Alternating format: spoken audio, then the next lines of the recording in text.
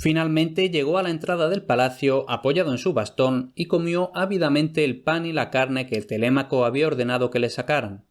Cuando terminó, fue por el salón mendigando entre los pretendientes y algunos le dieron algunas sobras, pero la mayoría lo insultaban y le decían a voces que se marchara, y uno incluso lo golpeó. Pero Odiseo aún reprimía su furia y se marchó a la entrada, con su zurrón lleno de las sobras que le habían dado algunos. Mientras estaba allí sentado, vino otro mendigo, bien conocido por su codicia e insolencia. «¡Fuera de aquí, viejo!», le dijo a Odiseo. «¡Vete, o te vuelo los dientes de un puñetazo!». Y más cosas del estilo le decía con gran crudeza, hasta que finalmente le golpeó. Entonces Odiseo no pudo aguantar más, y le dio tal golpe que fue él el que le voló todos los dientes. Lo cogió de los tobillos y lo arrastró hasta el patio. «Quédate ahí», le dijo, «cuidando de los perros y los cerdos». A los pretendientes les hizo gracia toda la escena, y le dieron algo más de comida, pues consideraban que era bastante fuerte para ser un viejo con un aspecto tan inmundo. Luego siguieron de fiesta comiendo y bebiendo hasta que se hizo de noche, y entonces se marcharon a sus casas. Cuando ya se habían ido, Odiseo y Telémaco cogieron todos los cascos, espadas y lanzas que había en el salón y las escondieron en la armería. Entonces Telémaco se fue a su habitación a descansar, pero Odiseo se quedó sentado en el salón, donde los sirvientes estaban limpiando tras el banquete. Mientras estaba allí sentado, Penélope lo vio y se le acercó junto a sus sirvientas, y estuvieron hablando un rato, hasta que la reina le dijo a la vieja nodriza que trajera agua para lavarle los pies a aquel viejo mendigo. Hacía ya muchos años, mientras Odiseo estaba cazando por los bosques de Ítaca, un feroz jabalí le había hecho una herida en la pantorrilla con sus afilados colmillos, y ahora, mientras la nodriza le lavaba los pies a aquel mendigo, vio aquella misma cicatriz y la reconoció tras tantos años. La tina de bronce se le cayó al suelo, haciendo un gran ruido y derramando el agua. «¡Tú eres Odiseo!», gritó la sirvienta. «No te había reconocido hasta que he visto la cicatriz». Y Penélope habría oído aquello, si no hubiera sido por Atenea, que la había sumido profundamente en sus propios pensamientos.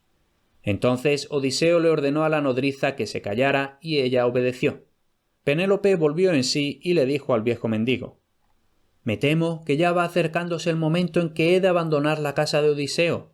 Mi esposo, que siempre ha sido el mejor y más valiente, solía disponer 12 hachas que clavaba en el suelo bien alineadas y disparaba una flecha a través de las 12 anillas de los mangos. Les he dicho a los pretendientes que me casaré con aquel que sea capaz de hacer eso mismo. Entonces tendré que abandonar esta casa». «Odiseo estará aquí cuando tenga lugar la competición», dijo el mendigo. «Será Odiseo el que atraviese las 12 anillas». Penélope, deseosa de que esas palabras fueran ciertas, subió a su habitación y se tiró en la cama llorando hasta que la almohada estaba llena de lágrimas. Entonces Atenea le envió un dulce sueño para que pudiera descansar y olvidara todos sus pesares. Y Odiseo habría pasado toda la noche despierto, dándole vueltas a su venganza, si Atenea no le hubiera enviado también un dulce sueño para que descansara esa noche. Al día siguiente los pretendientes vinieron al palacio y con gran mofa e insultantes palabras saludaron a Odiseo. «El que le toque un pelo a este anciano se las verá conmigo», dijo Telémaco, y ante la bravuconería del muchacho los pretendientes se rieron. Pero uno de ellos de repente gritó aterrorizado: «Veo vuestras manos y rodillas cubiertas de negro. Veo vuestras mejillas llenas de lágrimas. Las paredes y las columnas gotean sangre. El porche está lleno de sombras y pálidos fantasmas revolotean por todo el palacio».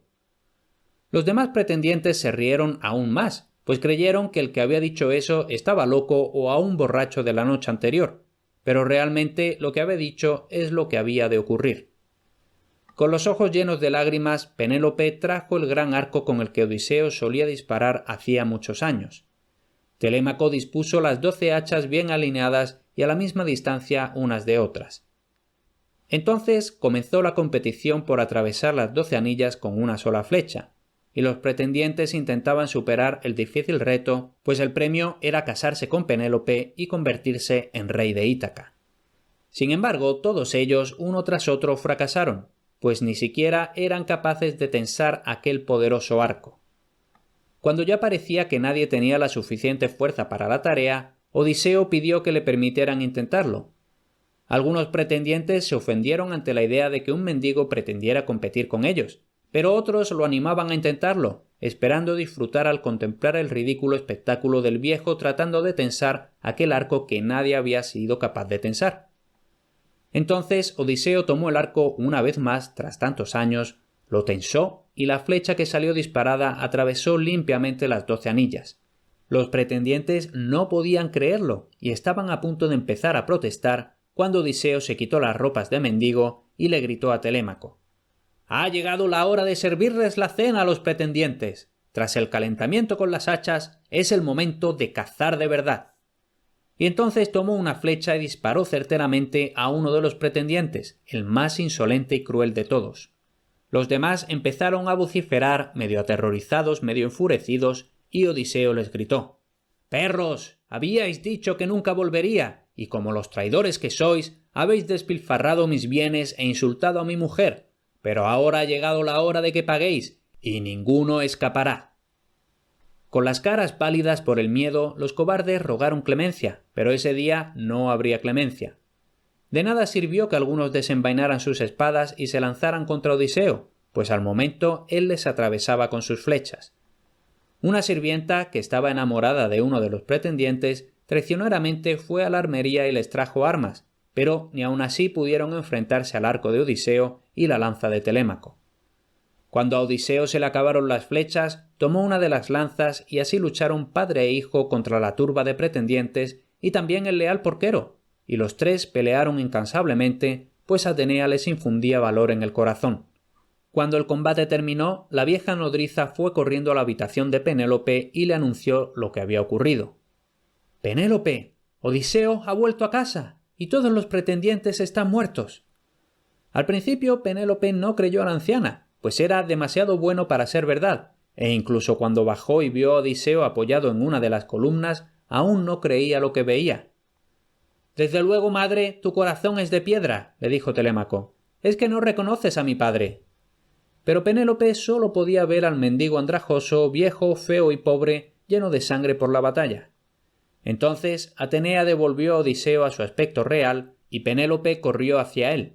Se abrazaron y lloraron el uno sobre el otro, como quienes han sufrido un naufragio, y tras mucho vagar por los furiosos mares logran llegar a tierra sanos y salvos. Y cuando el sol se puso aquella noche en la pequeña isla rocosa de Ítaca en los lejanos mares, el corazón de Odiseo estaba lleno de alegría, pues sabía que todas las penalidades habían terminado y que pasaría el resto de sus días en su país, en su palacio, con su mujer y su hijo.